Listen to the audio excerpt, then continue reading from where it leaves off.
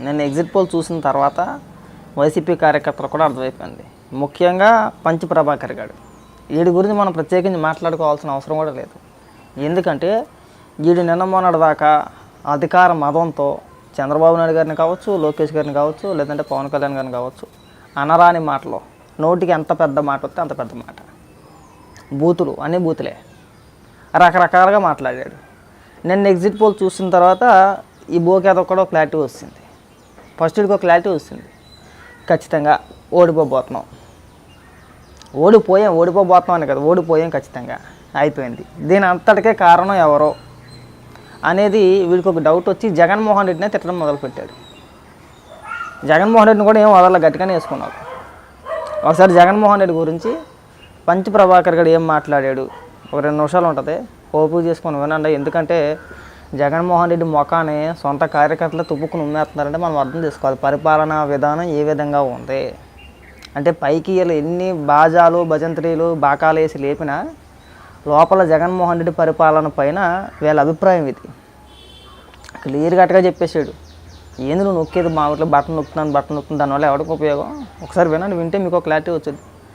ఇది పంచి ప్రభాకర్ గారు ఒకటి మాటే కాదు, మెజారిటీ వైసీపీ కార్యకర్తల మాట ఇది. ఇలాంటి వ్యక్తే జగన్మోహన్ రెడ్డిని ఏగి పడేస్తున్నారంటే రేపు రిజల్ట్ తర్వాత పరిస్థితి ఏ విధంగా ఉంటుందో ఒకసారి ఊహించుకోవచ్చు. ఒకసారి ఇది ఏం మాట్లాడి వినిపిస్తా చూడండి. నేను చెప్పేది కూడా అదే.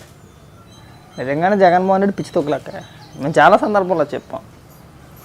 వీడు బటన్ నొక్కే కార్యక్రమం పెట్టుకొని దానికి 100 మందిని తీసుకెళ్ళిపోయి ఆ 100 మంది ముందు నేను బటన్ నొక్కేస్తాను బాధలు ఊదుకుంటా గొప్పగా చెప్పేసుకుంటూ అదే సభలో మహిళలను ముందెట్టుకొని పవన్ కళ్యాణ్ గారి వ్యక్తిగత జీవితం గురించి మాట్లాడినప్పుడే పిచ్చి ఒకట్రా అలాగే మాట్లాడుతూ ఉంటాడు.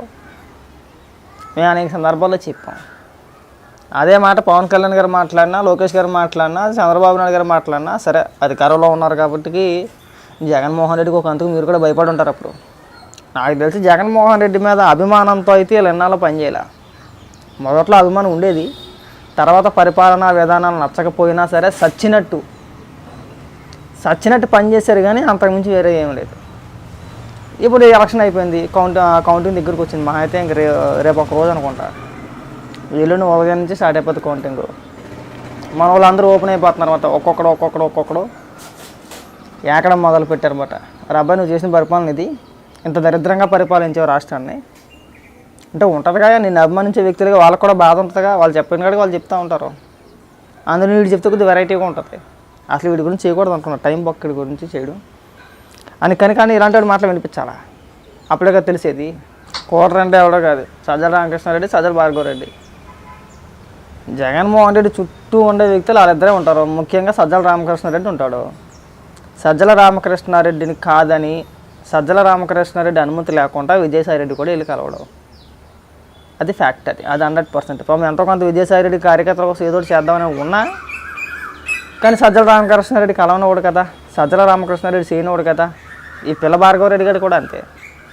ఇంతకుముందు ఆడు ఉండేవాడు గుర్రంపాటి దేవేందర్ రెడ్డి, ఆడేవాడు ఆడి మరీ అప్పాబాయ్ గడాడు, ఆడు ఇలాగే ఉంటాడు సేమ్.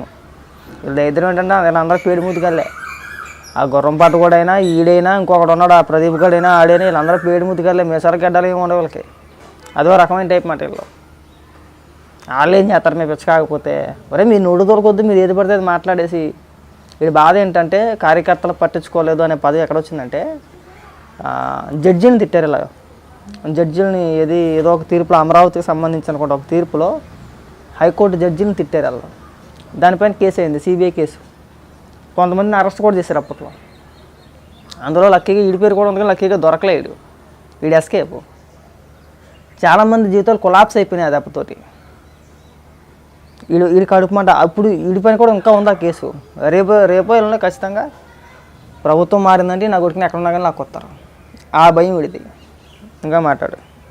చివరికి ఆడు కూడా వేసాను నీకు.